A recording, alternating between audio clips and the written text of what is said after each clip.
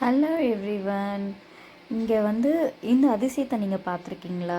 வண்டியில் வந்து குருவி கூடு கட்டியிருக்கு. ஸோ என் வண்டியில் பார்த்திங்கன்னா அடிக்கடி இந்த மாதிரி கூடு கட்டுங்க. அதுக்குன்னு என்ன க்ளீனே பண்ண மாட்டேங்களா அப்படின்னு நினைக்காதீங்க. நம்ம நல்லா வாஷ் பண்ணி வச்சாங்க கூட குருவி வந்து கூடு கட்டும். அதை நம்ம வந்து நல்லா அப்சர்வ் பண்ணும்போது ரொம்பவே நான் தெரிஞ்சுக்கிட்டேன்.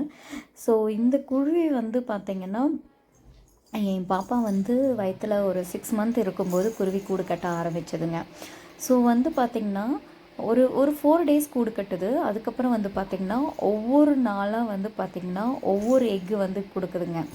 இது வந்து ஃபஸ்ட்டு டே எக்கு. ஸோ இது அடுத்தது வந்து பார்த்திங்கன்னா செகண்ட் டே இன்னொரு எக்கு கொடுத்தது.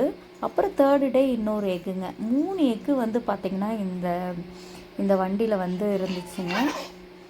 தென் தென் வந்து பார்த்திங்கன்னா அதுலேருந்து ஒரு 20 டேஸ்க்கு அப்புறம் வந்து பார்த்திங்கன்னா குருவி வந்து முட்டையிடுச்சுன்னு வச்சுக்கோங்களேன். கிட்டத்தட்ட இந்த குருவி கூடு கட்டி முட்டையிட்டு ரொம்ப நாள் ஆகுதுங்க.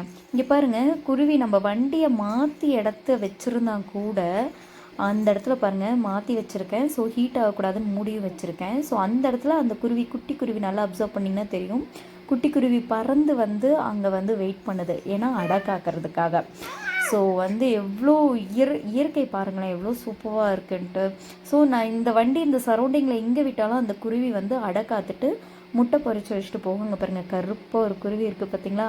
இது வந்து அம்மா குருவி ஒன்று, அப்பா குருவி ஒன்று, 2 குருவியுமே வந்து வந்து வந்து அப்பப்போ வந்து பார்த்துட்டு போகும். ரொம்ப பியூட்டிஃபுல்லாக இருக்குதுங்க. ஃபைனல் டேயில் வந்து பார்த்திங்கன்னா இங்கே பாருங்கள், இங்கே வந்து குஞ்சு பறிச்சிருச்சு. ஸோ ஒவ்வொரு நாளைக்கும் வந்து அடை காத்துட்டே இருக்கும். ஒரு குஞ்சு நல்லா பெருசானதுக்கப்புறம் தான்